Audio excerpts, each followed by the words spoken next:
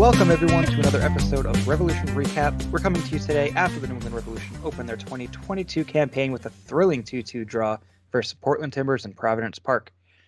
I'm Kris Valukis, and joining me today, as usual, is Sean Donahue. Sean, how are you tonight? Good. I'm excited to finally get the Revolution season kicked off. We had two false starts with two forfeited Champions League games, so it was nice to see the Revolution finally play a meaningful match tonight, and an exciting one too, with a back and forth 2-2 draw. A good road point to start the season. Yeah, I'm with you. Finally getting to see some Revolution soccer. So happy. And I need to mention also joining us tonight is Sam Minton of the Bent Musket. Sam, how's it going? Going good. Again, just happy to have some Revolution soccer in our lives. Somehow, I thought that it was going to be a tie, and I'm somehow left disappointed with the game. But overall, just happy to have Revolution soccer back. Well, there you have it. Sam Minton doomed the Revolution to drawing tonight and coming with 1 point. I think you're the reason that that Chara was able to hit that beautiful bike to tie it up for Portland. But anyway, Revolution Soccer is officially back and in full swing, which means we're going to be giving our key takeaways. It's that time of year. Sam, I'm going to start with you. Give us your key takeaway from tonight's match. Yeah, I noticed it right from the jump, and DeJuan Jones, I just think, had a really good game. He was just very active. You could see him getting involved in the attack, of course, and it was interesting to see that. Obviously, with Tajon Buchanan gone, you kind of need that presence on the outside. So to see that from DeJuan, he looked very good, getting those crosses in. Obviously, a lot has been talked about his left foot. He just looks like a really complete player. He looks like a player that, last year we were hearing that he was getting whispers from Europe, and it makes perfect sense with how he's playing. So I thought DeJuan Jones looked great today. Was probably the best player of the entire back line. I know we'll definitely probably get into that. But DeJuan had a really great game, in my opinion. Yeah, I love that takeaway. DeJuan Jones, I think, very active night for him. In my opinion, maybe the most active player on the entire pitch. Didn't get the foot mob rating or whatever for man of the match, but he had a solid performance regardless. And I think it was a key contributor to the Revolution's success tonight. Maybe not so much a detriment to why they conceded goals, but for the success part, I think DeJuan Jones was always there. Sean, what do you got for us in key takeaways, or do you want to add on to DeJuan Jones? Yeah, just really quickly, I think to support the fact that he was, the guy that was most involved. He had 88 touches with led all Revolution players in this one, and 2 key passes, which was second only to Carles Gil, who had 6, which is a good number, but for Carles Gil, actually a tiny bit low. But you can't really complain about that. Yeah, DeJuan Jones, by far the best defender on the Revolution tonight, kind of on both ends of the pitch. So a lot of credit goes to him. But my takeaway was about someone that, we didn't know what to expect of coming into the game. There were 3 Revolution debuts in the starting lineup: Sebastian Lletget, Omar Gonzalez. We've all seen a lot of those 2 players. We had a good idea what to expect. They're veterans. They played for the U.S. national team. Earl Edwards, on the other hand, is a 30-year-old goalkeeper that had 6 MLS starts to his name going into this season. Last played in MLS in 2018 for Orlando. I don't know about you guys. I don't really remember his 5 appearances for Orlando, so I didn't really know what to expect for Earl Edwards. I saw him a couple times for Revs 2 last year. I think he gave up a good amount of goals for Revs 2, but that's not a great way to judge a player. But I thought he looked really, really good coming into this match. Revolution without Matt Turner, without Brad Knighton due to injuries. So down to their third choice goalkeeper. I'm assuming Brad Knighton probably would have started if he was healthy. But Earl Edwards really, really stepped up and made a couple of really big saves in this one. He had that first half save where Brandon Bye got caught kind of flat-footed, and I forget who it was who had the shot, but close range shot. Well, not the best shot, but still very good job by Earl Edwards to make himself big. Then he had another big save in the second half. And I can't really fault him for either of the goals they conceded. I don't think there was much you could do. I don't think, if Matt Turner was out there, that the Revolution get a shutout in this one. But so Earl Edwards was the guy that I think had the most to prove in this match, because he hasn't had a chance to play at MLS level since 2018.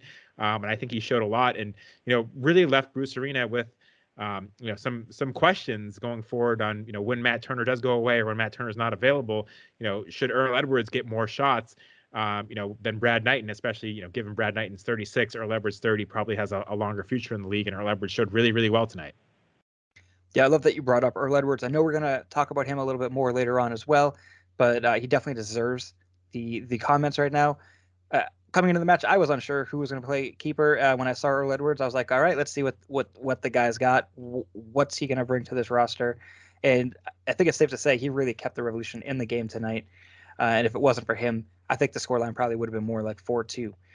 So shout out Earl Edwards, great job. I'm going to move on to my key takeaway, and I'm kind of taking a little bit of a positive note right here. I think this team has the potential to be even better than last year. And I know that's kind of a crazy thing to say after seeing one game from a team, because we've only really seen one other preseason match. And other than that, this is all we've seen of the 2022 Revolution. But the way that the forwards are working and the amount of pressure that they're able to apply to the back line of Portland, and credit to Portland. I think they're a fantastic team. Obviously, they made MLS Cup last year, of course, falling to New York City in penalties. So they are an MLS Cup caliber team, and the Revolution went toe to toe in their house. That press was just really, really impressive, especially in the first half. I liked seeing how Leggett worked with everybody. It really added a different dynamic, and having that sort of a veteran presence that I think the Revolution have been lacking. They've found a new way to be creative while still having that sort of confidence in midfield, which I really liked. Omar Gonzalez, another new piece that was in there. I thought he had a up and down sort of night, but it was nice to see uh, the the elements of game that he can bring that Andrew Farrell and Henry Kessler and John Bell don't necessarily bring, which is, I guess, more of an attacking presence, which maybe not what you're looking for in a defender, but it's nice to see how that changes going forward. Obviously, we're going to talk about the defense a little bit later. I think there's a lot to be improved upon there, but overall, this team was really impressive for something that we really didn't know what to expect coming into. I'm excited to see how they get on as the season progresses and as Champions League also progresses. Before we move on, was there anything anyone wanted to add to the potential of this team? I completely agree with what you said there. The only thing I want to add is I know we're going to talk a lot about the Revolution and their defense and the pieces that they were missing. I thought the Revolution offense looked really good in this one and could have scored more goals. But I do think we at the same time as we're going to maybe give the Rev a little bit of a pass for Henry Kessler missing and Matt Turner missing, need to mention that Portland was missing a lot of guys too.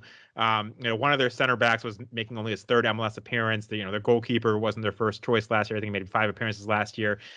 So it was the Revolution going up against the Western Conference champions, but it was a weakened Western Conference champion defense that I think benefited the Revolution. In the same way, we're going to give the Revolution some excuses. I think we also have to point out that the offense wasn't playing the top tier Portland center back and goalkeeper pairing that they had last year. Yeah, that's a very good point. I'm glad you brought that up. I want to move on and maybe discuss the lineup a little bit. So the Revolution rolled out in what appears to be a 4-4-2 diamond formation. A lot of similar names or familiar names from last season. Buxa and Bo still playing up top. Carles Heel, the number 10 spot. In the midfield, we're rocking Sebastian Leggett, Tommy McNamara, and Polster. And then the back line was DeJuan Jones, Omar Gonzalez, Andrew Farrell, Brennan Bai, with Earl Edwards in net. Were there any surprises for you guys? I'm gonna jump to you, Sam. What jumped out to you as maybe a shocking element for this lineup tonight? When it comes into the lineup, I have to give credit to fellow media member Tom Quinlan. He mentioned it in our pregame spaces. Just the fact that in the entire matchday lineup, Arne Christensen did not make it on there. I thought it was really interesting. Definitely could have been a guy that you could have used. Obviously, if you have a guy like Tommy McNamara come off due to a yellow card, if you want to have a more attacking, type of team, you can insert Arne Christensen into there. Obviously, you got guys like Maciel, Captoon. You also had someone like Ian Boateng. But I think, especially in the midfield, Maciel and Captoon more of a defensive. They're gonna be more solid guys in that area of the game. Arner's really someone you bring in if you're looking to score a goal. So I think it was really interesting just the fact that he was completely left off the lineup. Uh, Kind of doesn't signal well for what the rest of the season could look like. Again, it is just one game, but if you're getting guys like Ryan Spalding, Justin Rennicks, if those guys are starting over a former World Cup player, Arne Christensen, doesn't exactly bode well for him. So it'll be interesting to see how it develops. Obviously, it is just the first game. Maybe the home game he makes it on. Maybe he even gets to the starting lineup. But things don't look great for Arne Christensen right now. Yeah, and You do know, we know if he was injured or not? I mean, I was very shocked he wasn't in the lineup. And there was, a couple of injuries that we weren't told about. We didn't know Kessler was going to be out. We had a sense of, Matt Turner. They didn't give a lot of details on that. Brad Knighton we thought could happen. I was wondering if there's any chance Tristan was injured. I mean, from what I again don't know anything. Our boy Seth was able to Seth Cumber from the lovely Bent Musket reported that Kessler was out with an injury. I saw Arne Tristan at training, but again, Henrik Kessler was also training as well. So he could have an injury, but he looked pretty fine to me. Yeah, we don't know anything. I'll take the team for their word, which might be a bad move on my part, but he wasn't on the injury report. So he looked pretty good in training. So if he is hurt, he's doing a great job of hiding it. Yeah, and there were no surprises for me in the starting lineup. Once we found out about the injuries, I think, like Sam said, Seth had reported about Henry Kessler, but the team wasn't particularly open about it. So I think once we knew Henry Kessler was out, it made sense to me that Omar Gonzalez was the starter. I know a lot of people would have liked to see John Bell. I think I probably would have liked to have seen John Bell, but Omar Gonzalez, I don't think was brought here to be the fourth string center back. I think he was brought here to step up in big games like this when they needed him. And that's why they put him out in this game. And, you can question how well he played. I thought he looked pretty shaky early on and, kind of came into the game and got better as the game went on. And still, I still think I would have preferred John Bell. But, realistically, Omar Gonzalez, could be the highest paid center back on the roster. We don't know what he's making, but unless he took at least a 60% pay cut, he's the highest paid center back on the roster. And, maybe he did. And, at worst, he's probably the second highest paid center back on the roster. So I don't think he's here to be a bench warmer and just solely a kind of a veteran guidance player. You don't pay that much for that. So that didn't surprise me. I expected the diamond. I think the Revolution built their roster to be in a diamond formation. There aren't a lot of wide players on this team, and I think that's by design. And so it didn't surprise me that it was essentially the same lineup we saw from the Revolution last year, with Sebastian Lletget replacing Tejan Buchanan, Omar Gonzalez replacing Henry Kessler because he was hurt, and Earl Edwards starting in goal because Matt Turner and Brad Knighton were injured. So I'm with Sam. The only surprise was that Tristan wasn't on the bench. I would have thought that he was a useful player that they could have put in this game.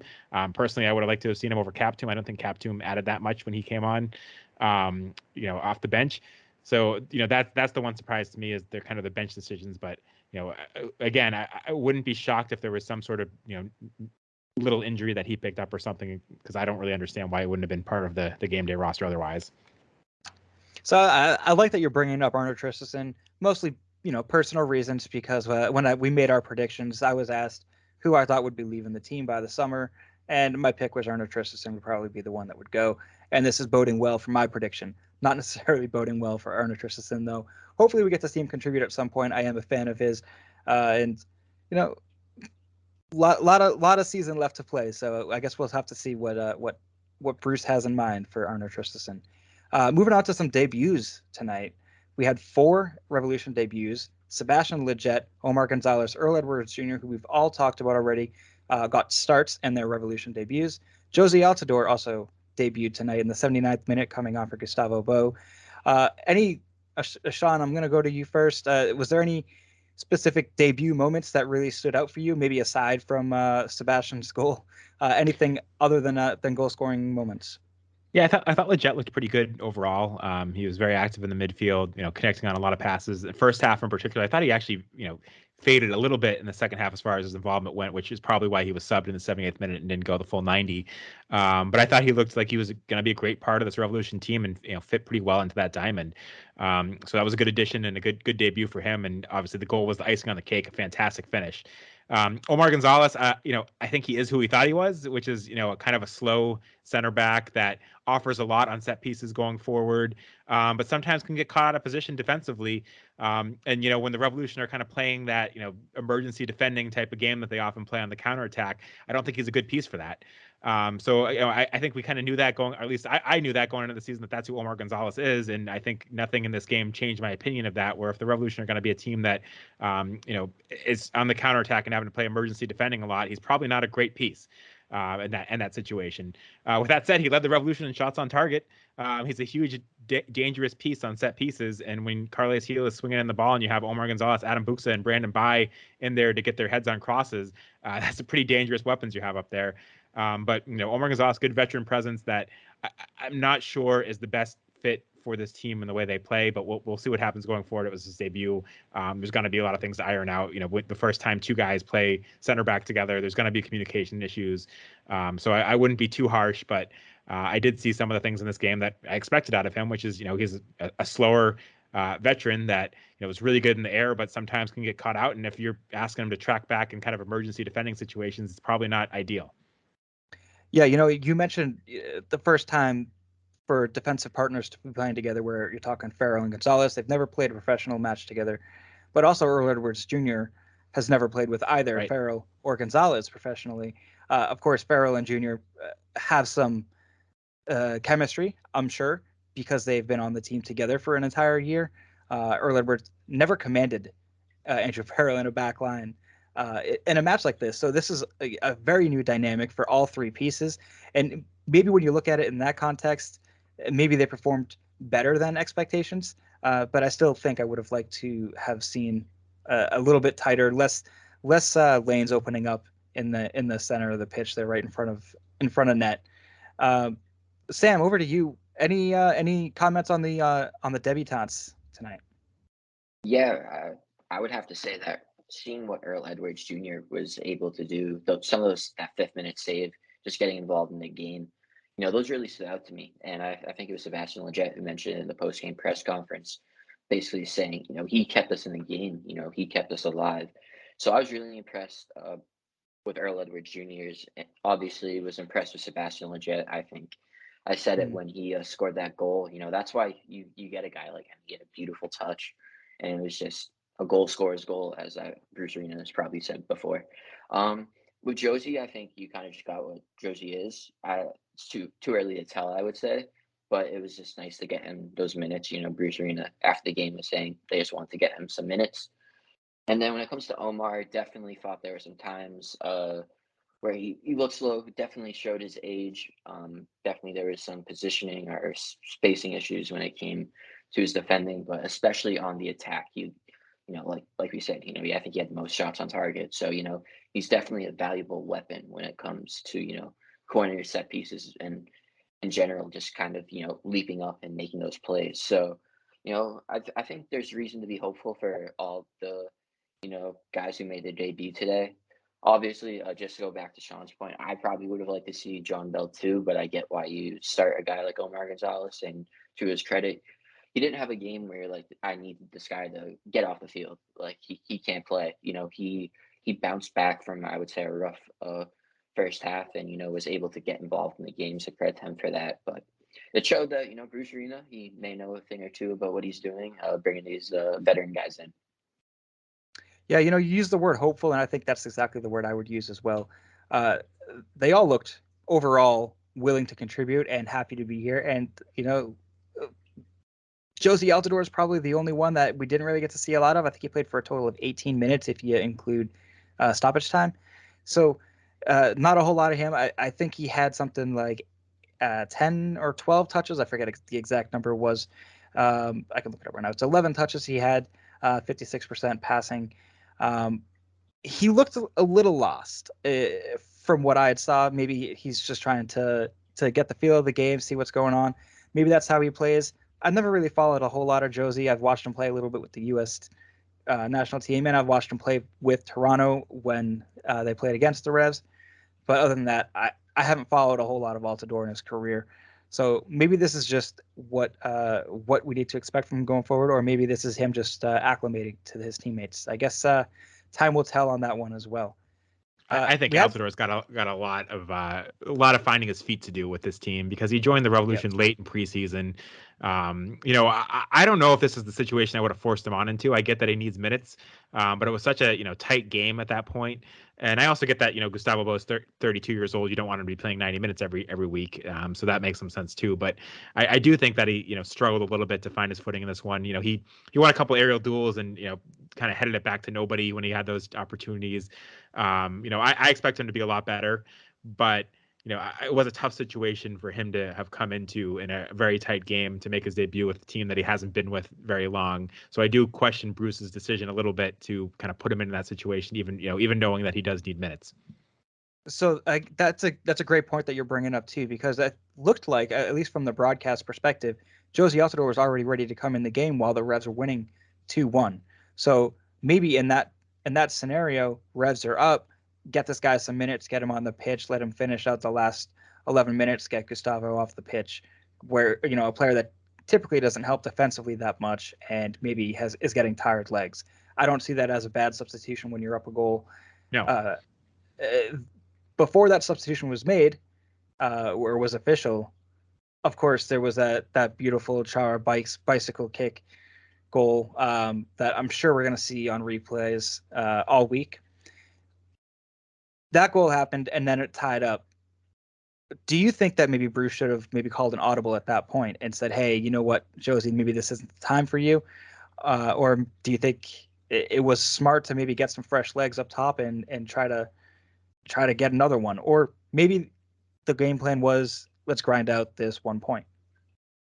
Yeah, I think overall, it could have just been a case it was just too late. But I think obviously a team goes in wishing to get 3 points. I'm not saying that the Revs had in their head that, oh, we got to grind out a point. But I think especially early on this season, being able to get a point is definitely valuable. And Seth Becumber has said it plenty of times that Bruce Arena is a guy who likes to get into the postseason and then really go on a run there and build momentum later on in the season, because once you're in, anything can happen. So I think starting off, getting a guy like Altidore minutes is definitely valuable. You're going to need him, especially if don't want to upset you, Kris, but if Adam Buksa does eventually leave in the summer, like it seems like, you're definitely going to need Josie Altidore to step up. So I think it's pretty good to make sure he gets some minutes, get his feet under him, and hopefully when you need him down the road, he'll be full fit, ready to go. Well, you think too, if he's going to be coming in to fill in for Adam Buksa once that sale happens, assuming it does happen, maybe you'd want to sub him on and take Buksa off and try to see if you can get some chemistry between him and Bo. I don't know. I digress. I'm going to go on and on about that because there's a lot of a lot of what if questions that we could propose here as far as the scenario around Josie and him being coming on at that time. But let's move on. Otherwise, we'll never finish this podcast. We had some missing pieces tonight. We've talked about it briefly. Matt Turner, Brad Knighton, both out with injuries. Henry Kessler also out with an injury. Is there any concern as far as any of those three players really with from what you saw tonight, if their injuries end up becoming something more long term, or do you think it'll be all right regardless? Sean, I'll go to you. Yeah, I mean, it's hard to judge because the Revolution are kind of so tight-lipped about injuries that we don't really know what these are. Levin Reed from CBS said Brad Knighton, I think, was in concussion protocol and cleared it. So it sounds like he should probably be available next weekend. So Bruce will have a decision to make. We don't really know. We've heard about Matt Turner's injury. We don't really know the extent of it. I'll let Sam correct me if I'm wrong, but I don't think we've really got much of an idea of a time frame. It doesn't sound like it's too serious, but we don't know. And then Henry Kessler, it sounds like was training, yesterday or a couple days ago rather. So it sounds like that's probably not too serious. But Earl Edwards played well. So if he's your third choice goalkeeper and you have to play him another game, I'm not too concerned about that. I do think that when you go from Henry Kessler and Andrew Farrell, who've had such a good pairing together, to dropping Henry Kessler and putting Omar Gonzalez in, I do think you lose a lot on the back line, both in kind of consistency and chemistry there, and just in the type of players that they are, and the way that Kessler can kind of, I don't know, his pace and everything makes him a better defender in kind of the Rev system when they're stuck doing some emergency defending on counters and things like that. So if Kessler's out for more than a couple games, I do have some concerns there. And I don't know how Bruce is going to look at CONCACAF Champions League. I wouldn't surprise me if even if Kessler was healthy, he says, Omar Gonzalez is a guy that's won this before. I want to put him out there.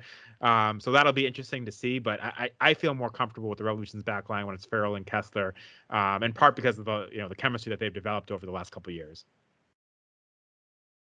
Yeah, and also just to Sean's point, I would have to agree just in terms of Kessler probably being the most worrying.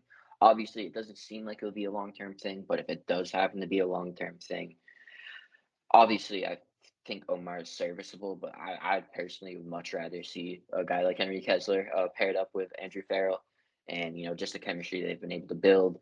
And I think Henry Kessler's really been able to grow as a player in his first 2 seasons. So seeing how long he's out could be interesting, but I think when it comes to the goalkeeper, Matt Turner is going to be leaving anyway. So if you're going to get a guy like Earl Edwards even more start, get an idea of how invested you have to be in bringing an outside goalkeeper, you know, no reason to be mad at that. I definitely think when it comes to the back line, that's probably where you'd be the most concerned. Like I said, I saw Kessler; he was pretty active in training when I went down there. So hopefully, it should just be something small. But if it is something more, that's definitely something to keep an eye on that could cause some problems for the Revs.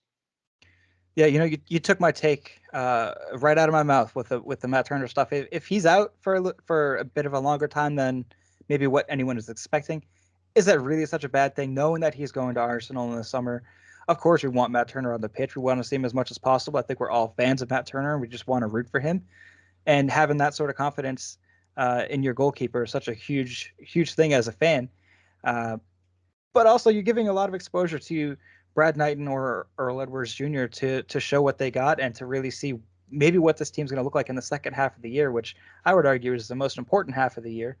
I guess they're both equally important, but uh, I would much rather like to know what the team's going to look like to finish the season than what it looks like to start a season. And on that topic too, the Revs have apparently expressed interest in Ethan Horvath, so maybe that's an avenue that gets explored in the summer. And maybe Matt Turner being injured right now kind of gives Bruce and the front office a bit of insight to say, hey, this is exactly what we got going on. Do we need to invest in Ethan Horvath?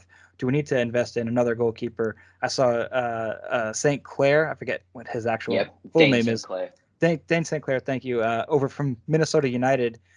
Apparently there was interest in him as well from the Revolution. So they're looking. They're actively looking to make sure that they can fill that spot that Matt Turner's going to leave. But it's going to be nice to know maybe that's just not your highest priority. So Yeah, two quick thoughts there. Is one, as I know we focused on Henry Kessler being out, but the one thing I will say is if the Revolution go to CONCACAF Champions League, I think their chances of beating a team like Pumas is increased dramatically if Matt Turner is available. That's where I think it would really hurt the Revolution. Yeah. When you're going up against the odds against a team from Mexico, so that's where I think they could use him a lot. On Ethan Horvath, I think that would be a fantastic signing for the Revolution. There was some people on the hashtag that had mentioned his name, like, oh, there's no way this could possibly happen. And then Doug McIntyre came out and said there's actually legitimately a chance that they could have, they are interested in him, a writer for Fox Sports. So that's, there's some legitimacy there. And that would be an extremely exciting signing because we've seen what he could do for the U.S. national team when called upon. And he's a very promising American goalkeeper that's actually a year younger than Matt Turner. So to replace Matt Turner with him would be just fantastic. I don't think you could get a better option as a replacement than him. Again, we saw from Earl Edwards tonight was really promising, but he's a 30-year-old keeper that's got 6 MLS starts to his name prior to tonight. I don't think he's going to be the next U.S. national team goalkeeper. Ethan Horvath, it could be a guy that goes to the World Cup with the U.S. national team along with Matt Turner and Zach Steffen. So that would be an amazing signing if the Revolution can pull it off. But that said, I don't know how it happens. I think that he's under contract for another few years. They'd have to pay a transfer fee. He's probably have a TAM salary on top of that. So they're not going to want to make him a DP. I don't know if there's an opportunity to loan him or what, but it's the financials that I think get tricky with that one. Yeah, 100%. It is a very intriguing proposition though to see Ethan Horvath coming to New England. We do got some listener questions coming up, but before we jump into listener questions, I want to take a minute to talk about the sponsor of this podcast, Golasso Kits. Golasso Kits is the go-to place to bring unique vintage jerseys to your home. The passion for the beautiful game doesn't have borders, and neither does the selection.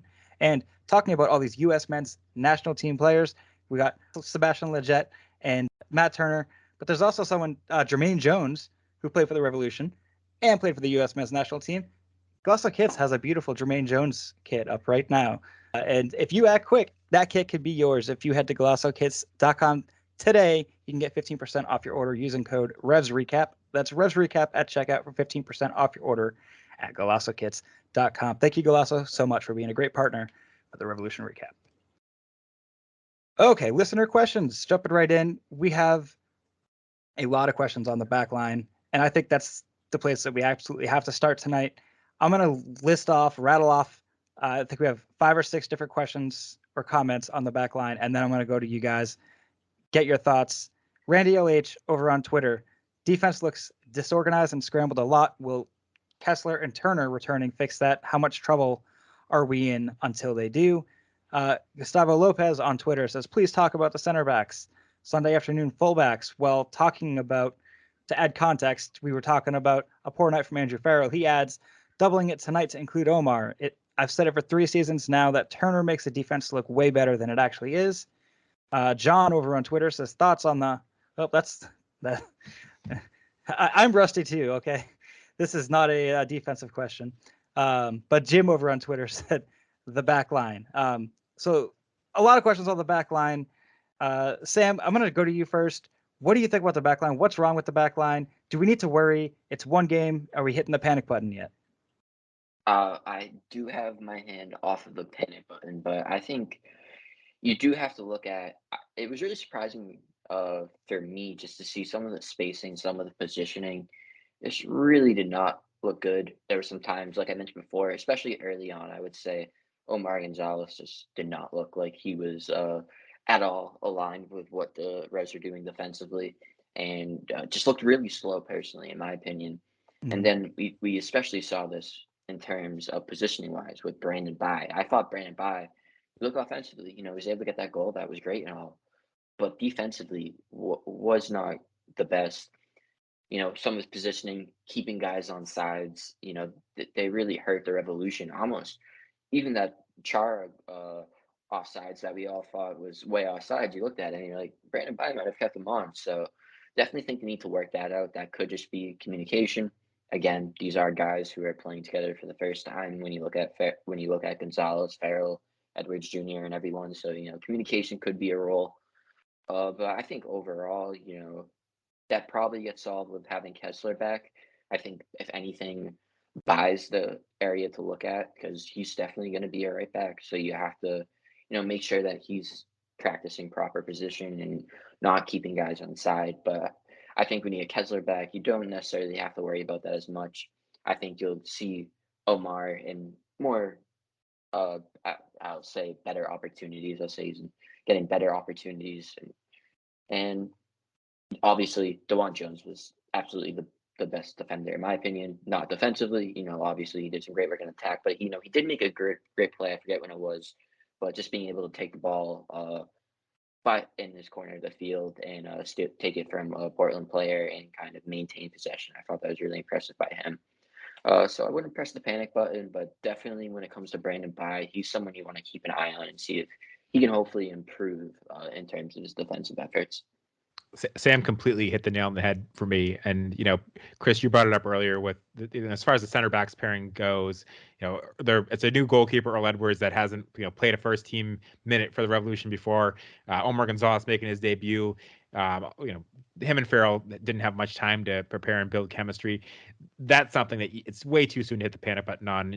I did say that Omar Gonzalez, didn't have a great game, and some of these things are things that you'd expect from him. But again, still, you got to give these guys more time in the center back pairing. But I'm 100% in agreement with Sam is that if I was going to be concerned about something, it's the right back situation, because I do think that the mistakes you saw from Brandon Bye are the same mistakes you saw from Brandon Bye in the second half of last season, where Bruce Arena even commented on him at times last season that he was making some mistakes that he can't make, and some of that came from lack of focus.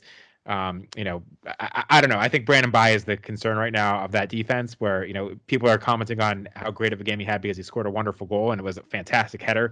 But defensively, he was partially responsible, I think, for both goals the Revs conceded, and I think he was lucky to not be partially responsible for 4 goals, if not for a great save from Earl Edwards in that offsides call that I think was very, very close. So that's the concern for me, and it's more of a concern because we saw it last season too, even when Henry Kessler and Matt Turner were out there.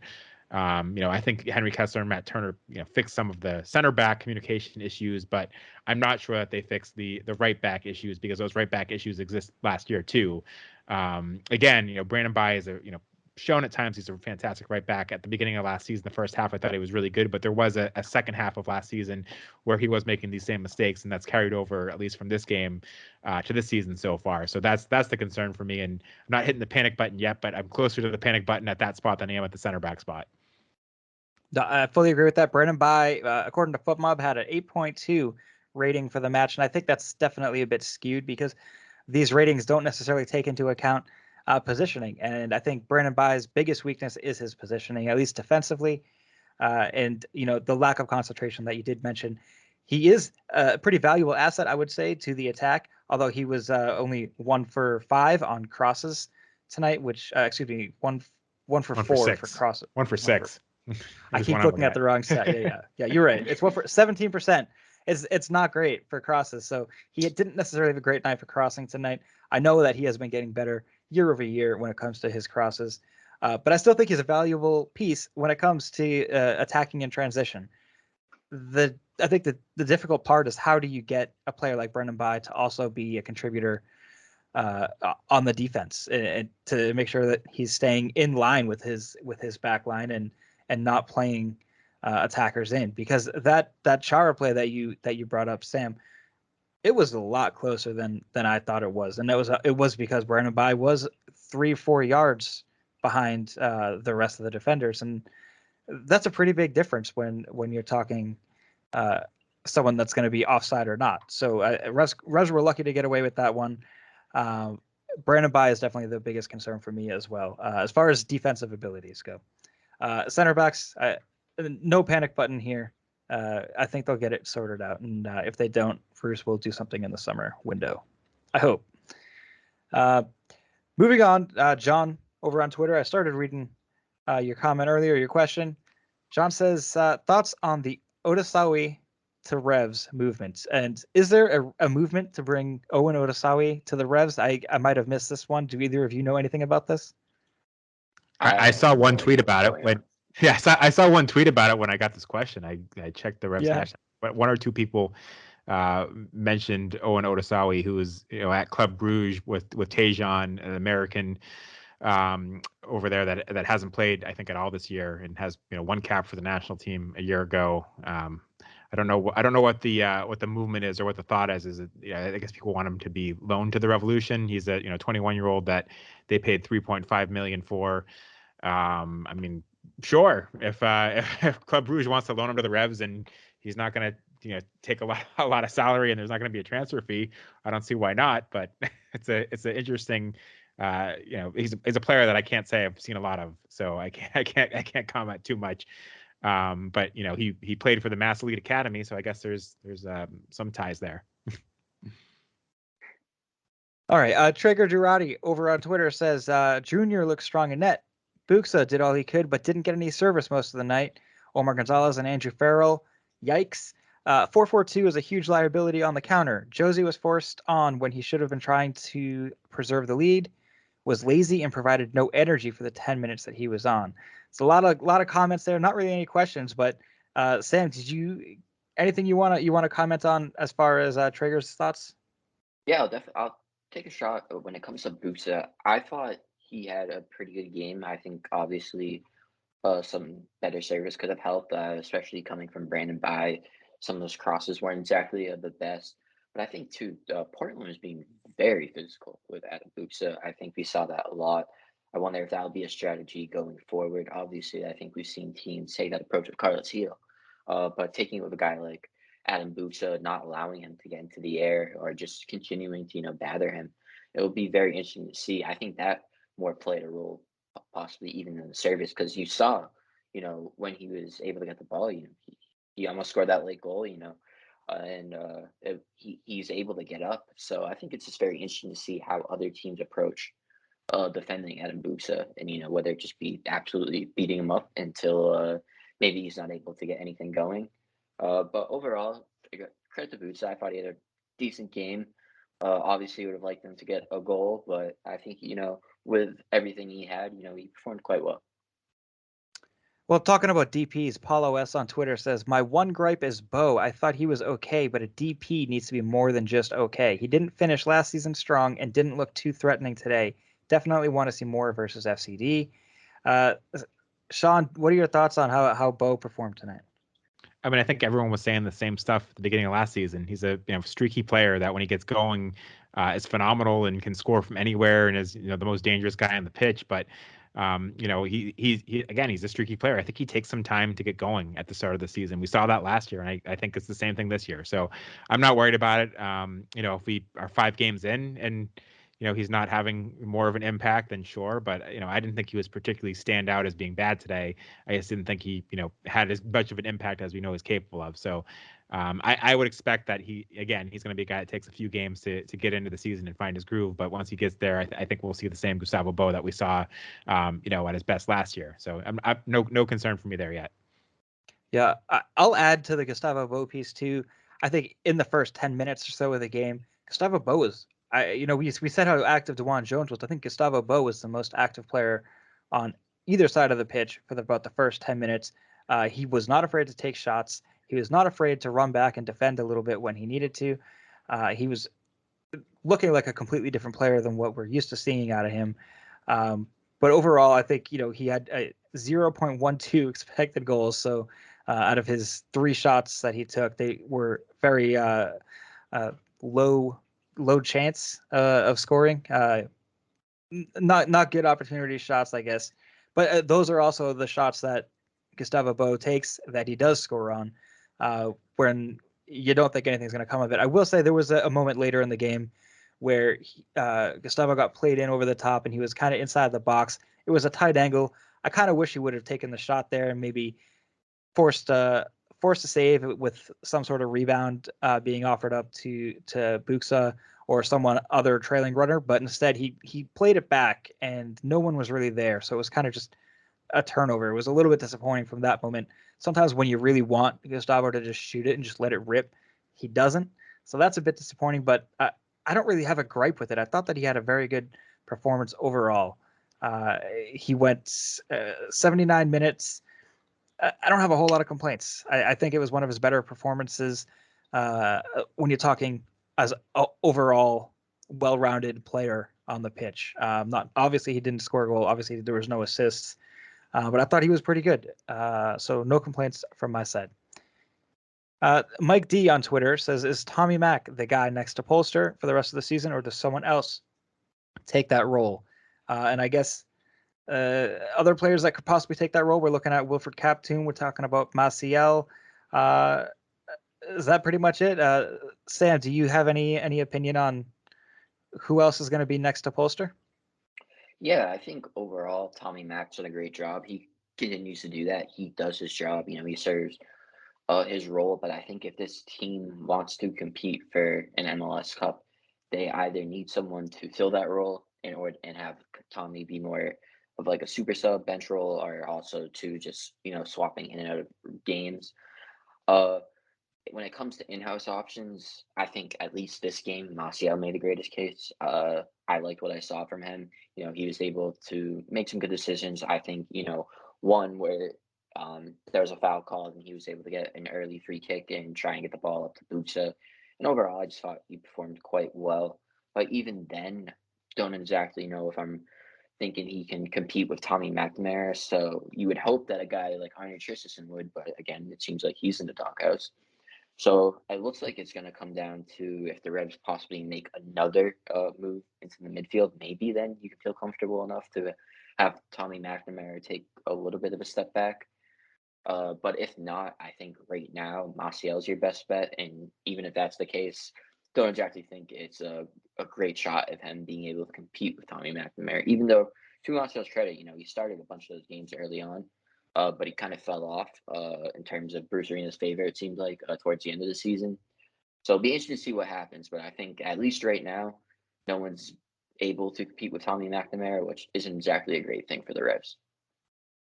Yeah, I like that you brought up Maciel, someone that we really haven't talked much about tonight. I thought quietly he had a very solid performance, but again, it's not going to be a game changing type performance, or that he's not necessarily that type of player that's going to be a game defining impact, right? When he comes on, or if he starts in place of Tommy Mack. I agree. I think Tommy Mack is going to be the way to go going forward. Jennifer over on Twitter, so strong in the first half, really got disorganized in the second half. Lively game.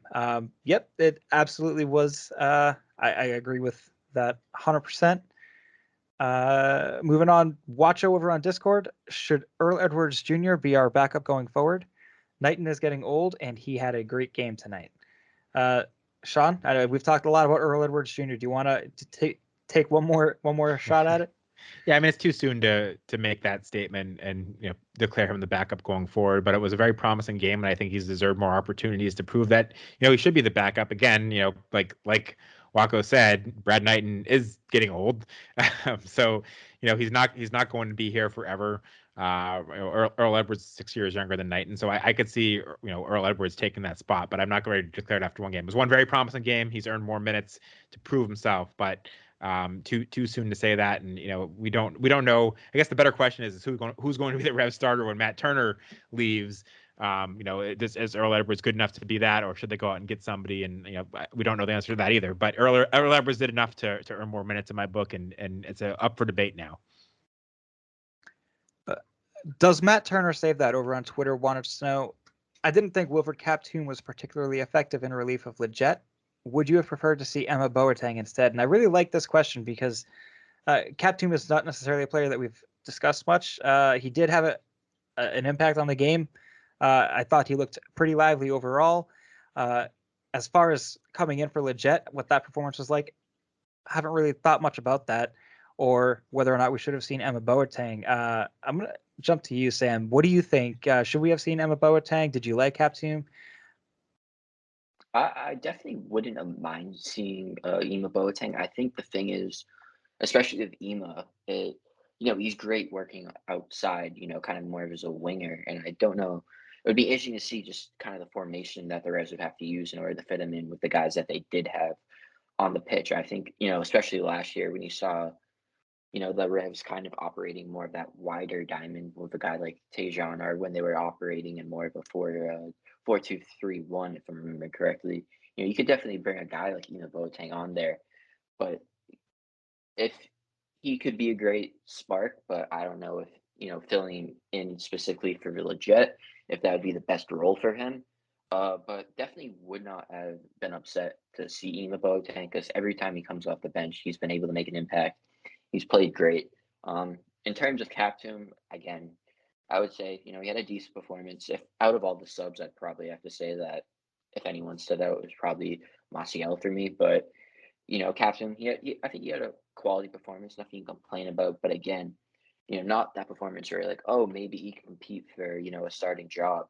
Because obviously, we just mentioned Tommy Mack. Both, I would say, Captoon and Musket are more defensive focused. They're not going to break out a Tommy Mack banger, I think. So, it's good to see Wilfred Captoon have a solid performance, but it also isn't exactly great in terms of, the entire status of the midfield depth.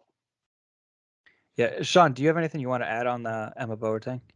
Yeah, I mean, as far as Captain, we only attempted 6 passes. He didn't get much of an opportunity to do much. I thought he was okay. I didn't think he made much of an impact. So, I'm with Sam. He certainly didn't. I didn't think he was bad, but he didn't show enough to say like this guy should be competing for a starting spot based on these 12 minutes. But I guess 18 minutes if you got the stoppage time. As far as Boateng goes, like Sam said, he's a guy that provides such a spark off the bench. That any game that's close, that the Revs are either trailing by a goal or tied in late. You'd love to find a way to put him out there just to run at tired legs and see what he could do, especially the first game of the season when like these guys are probably not fully 90 minutes fit yet because they haven't played a lot of games. So I'm disappointed they didn't find a way to put him out there. But Sam also made an excellent point that you have to change the way you play to play Emma Boateng, because the downside of this diamond is that when you have a pacey winger like Boateng, he doesn't have a spot in it. So do the Revolution kind of play an unbalanced formation where they put him out there for Leggett and have him run at people and play kind of one guy that's wider, or do they switch to more of a flat 4-4-2 where they have like Carles on the wing and Boateng on the other wing? I don't know, but I would have liked them to have found a way to put him out there, especially when this game was at 2-2, because you never know what he can do. At the same time, I don't know if you noticed or not, but I'm curious. I noticed the same as you that Altidore was definitely coming in before that goal was scored. I don't know if Captoom was. I didn't quite see, but if Captoom coming in at 2-1. Instead of Boateng makes a lot more sense to me, because I think if you're trying to hold on to a lead, you don't shift your formation and try to be creative. So if that sub was decided before that and Bruce didn't want to pull it back for whatever reason, that makes a lot of sense to me, because I wouldn't bring Boateng on when you're up a goal in that situation. But I would have, at 2-2, even if he was coming on for somebody else in the 85th minute or something, at least give him a chance to kind of run at guys and see what he can do, and put pressure on those tired Portland legs. It's interesting. I'm not sure if that sub for Captoon was already decided or not. I'm guessing it most likely was, but the broadcast was definitely infatuated with Josie Altidore Yes, making his Revolution Yeah. debut, which, fair enough. I was pretty excited to see Altidore get out there, so I guess I understand. But it is interesting that you bring up the fact that Emma Boateng doesn't necessarily fit what this team is doing or what Bruce Arena wants to do. Something that I've mentioned on a previous podcast as well, that Bruce Arena really wants to play a narrow formation, and the fact that Tajon Buchanan was here kind of created a lot of problems, because he's an outside wing type player, and you can't put him on the bench. So it kind of forced Bruce to play a formation that he necessarily didn't really want to play. But now that Tajon's not here, you're not forcing that sort of formation. And now you also don't even have the depth to really go into something, some sort of bigger, wide type formation. What is Emma Boateng's role going to be? And this also leads to one more question, I think, now is we've touched on the fact that Arnold Traustason didn't make the bench, and Emma Boateng did. But if Emma Boateng doesn't fit this roster, and Arnold Traustason, we saw last year, plays very well when it's a more central role. And very well, I should say better, right? He performs better when he's centrally positioned. And if something that he is better at is also better suited to Bruce Arena's system, and he's still not making the bench, that really, really gets me thinking that there's something underlying that we're not seeing or hearing about that's going on. Hopefully, in a weird way, it's just an injury that's something that he'll get over soon, and we'll see him get back out there, because I think that the way that Arnold Traustason plays, I would like to see him be maybe the sub over Wilfred Captoom, because in my opinion, Arnold Traustason offers more than Captoom has. That said, I think Captoom also did okay tonight. I am maybe in a difference of opinion to the two of you, where every time that Captoom had a touch, I was like, all right, he's looking all right. He's looking lively. He's looking active. He's making smart decisions. You could see the way that he's reading the field. I was more impressed with what I saw out there, but then again, my level of being impressed with Willie Captoom, I guess, is a little bit lower. So maybe there's that too. I don't know. I can go on, I guess, all night apparently on this one. Anything else we wanted to talk about with Captoom before we move on to the next question? Take that as a no. We have Eric over on Twitter. Says, gonna be fun this year, knock on wood. The story of the opener last season was finding the will to come back from 2 down against a lesser team. This was more like mid-season when we were performing well, so draws felt like losses. Credit to Portland, though, they earned that point. 100%. I think Portland earned that point. They deserved it. Again, Portland is one heck of an opponent, a very tough team to beat, and the fact that the Revolution had the opener at Providence Park, which is also not an easy place to play, and came away with a 2-2 draw, I think that's a good thing. The fact that they went up a goal twice and still failed to come away with 3, maybe that's something that's a negative that we want to talk about. But overall, I mean, I don't think you could be unhappy with a 2-2 draw. What do you guys think, Sam? Yeah, it's kind of like what I said. Obviously, going into this matchup, knowing that you don't have a guy like Matt Turner, Henry Kessler, I thought the Reds could even draw points. Or I also mentioned, the fact that wouldn't be surprised if they draw. But even just with how they were playing, it kind of felt like a letdown, which I think in a weird way is a good thing. It shows that they were almost overperforming in my eyes. That they were able to get out to that lead Obviously, it sucks that they weren't able to get the 3 points, but I think if you told me again before the game, hey, the Revs are going to get a 2-2 draw, I'd be like, all right, that's a good start for them, especially considering the circumstances. So definitely, like we mentioned before, and I believe like you mentioned before, Kris, there's reasons to be hopeful for this team, which is always a good thing. 100%. And I was just quoting you when I was saying there's reasons to be hopeful. So I'm glad you brought it back to yourself. Eric on Twitter also went on to say Edwards was terrific. Jones continues to shine. Leggett proved something. Omar was better than he was in preseason, but I want Henry. And Farrell was familiar. I think those are all topics that we've all pretty much covered so far tonight. Anything else before we move on to some other notes? No, just going back to kind of the previous part of this, as Portland did earn the draw. If you're looking at expected goals, Portland had more expected goals than the Revs. They were 2.09 to 1.12, which again, to Earl Edwards' credit, that slightly more than 2 and he held them to 2. Portland played well and they created a lot of chances. But at the same time, the Revolution played well, and it looked like the Revolution team that we saw, like Eric said, that we saw a lot last year. For all the good things, they're really good offense, a team that didn't look intimidated on the road, and also for the question marks that you had with the defense, which still exists. So, to start the season in good form, considering the situation the Revolution have been in, where they thought they were going to have 2 competitive matches before this and they didn't. I think it was a really good job by Bruce Arena to get them ready for this. A much better job than for the playoffs last year when they had that gap. Extra long gap. I think they did a better job here of kind of readjusting when they got put in a tough spot. And really good to see the Revolution come out that way and get 2 points, or 1 point rather. But it really absolutely Portland earned the draw. They this was a very back and forth match. I don't think either team can be upset about how this ended in a draw. Yeah, 100%. I'm glad you brought up the expected goals. That's a stat that I kind of glossed over. Didn't even notice how much in favor it was for Portland. 2.09 expected goals on the night. So credit to Earl Edwards. I think we all saw several saves from him. That really probably should have been a goal for Portland. So I was impressed overall with the way the team played, and just happy that we have Revolution Soccer back. Looking forward to next week with Dallas coming to town, and just keeping this train moving. Some other notes that we want to talk about real quick. The Revolution did sign left back Ryan Spalding to a first team contract. Ryan was previously with Revs 2. Second round super draft selection Ben Raveno signed a contract with Revs 2 and earned a start in tonight's closed door scrimmage. Former Rev Isaac Anking has signed a contract with the Columbus Crew 2. That's a really hard one to say. They play in MLS Next Pro. And then, of course, Revs return to action in 1 week on Saturday, March 5th for their Gillette Stadium home opener at 1:30 to face visiting FC Dallas. That wraps it up for us today. Sam, do you have any final thoughts before we depart? And where can everyone find you on social media? No, once again, guys, it's an absolute blast being able to talk with you. Thanks again for having me on. And make sure to feel free to follow me on Twitter at Sam_Minton22. And more importantly, just check everything out over at the Bet Musket. You can follow us over at @DBentMusket, and we'll have plenty of great stuff for you. And me and Seth McCumber, I believe, will both be in the press box next Saturday. So definitely be great to be back at Gillette.